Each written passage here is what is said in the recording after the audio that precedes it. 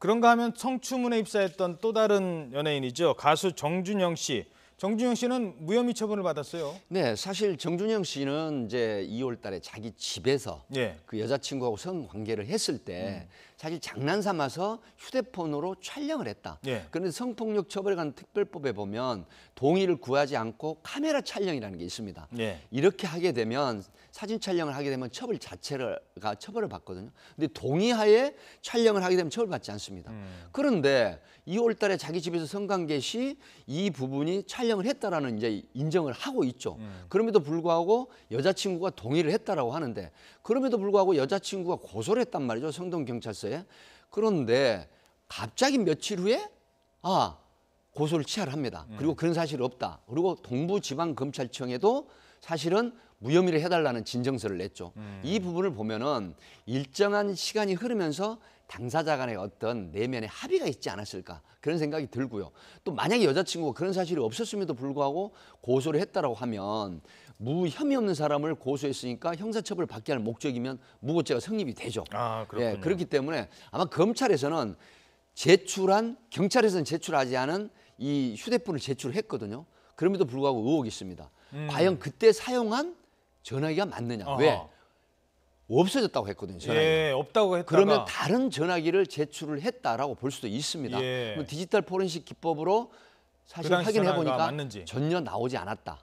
이렇게 되면 검찰로서는 무혐의 처분할 수밖에 없죠. 예, 그렇군요. 자, 그렇다면 뭐 간단하게요. 정 씨를 고소했다가 바로 아예 아니에요라고 사실은 이제 취하를 했거든요. 네. 그럼 고소를 했다가 마음이 바뀌어서 취하를 해도 그게 무고죄가 될 수 있습니까? 무고죄가 성립이 됩니다. 아. 왜냐? 무고죄라는 하면 딱 답이 이깁니다. 자, 죄 없는 사람을 형사처벌을 받게 할 목적으로 수사기관에 고소, 예. 또 혐의 없는 사람을 징계를 받게 할 목적으로 공무원의 징계를 받게 할 목적으로 그 기관장에게 소를 제기하는 거거든요. 그러니까 이건 딱 떨어집니다. 혐의 없다고 분명히 생각을 하면서도 형사처벌을 받게 할 목적으로 수사기관에 고소를 제기했으니까 예. 무고죄가 성립이 됩니다. 자, 하나만 더 짚고 넘어가죠. 성추문에 휩싸인 연예인들이 남성 연예인이 있고요. 여성 연예인이 있습니다만 이건 뭐 일각에서 그런 지적을 하기도 합니다. 여성 연예인은 그냥 이니셜 뭐 L양, A양 뭐 이렇게 얘기를 하는데 남성 연예인은 딱 바로 그냥 뭐 정준영, 그다음에 뭐 엄태웅 이렇게 실명 보도를 하는 게 네. 형평성이 맞느냐 이런 얘기를 사실은 이제 그 형평성의 원칙에 어긋나죠. 왜 그러냐면 다 같은 남녀라고 하도 다 같은 유명 연예인이라고 하면 당연히 그 혐의에 대해서 공식적으로 공표를 해야 되죠. 그러니까 원래는 형법에 그 피의 사실 공표죄라는 게 있거든요. 하지만 이제 공인이다. 또 알 권리, 국민의 충족 이런 부분이 있기 때문에 그럼에도 불구하고 여성 연예인은 이니셜로 보도를 하고 남성 연예인은 실명을 밝힌다. 이런 부분은 앞으로 좀 시정이 돼야 될 부분이 아닌가 싶습니다.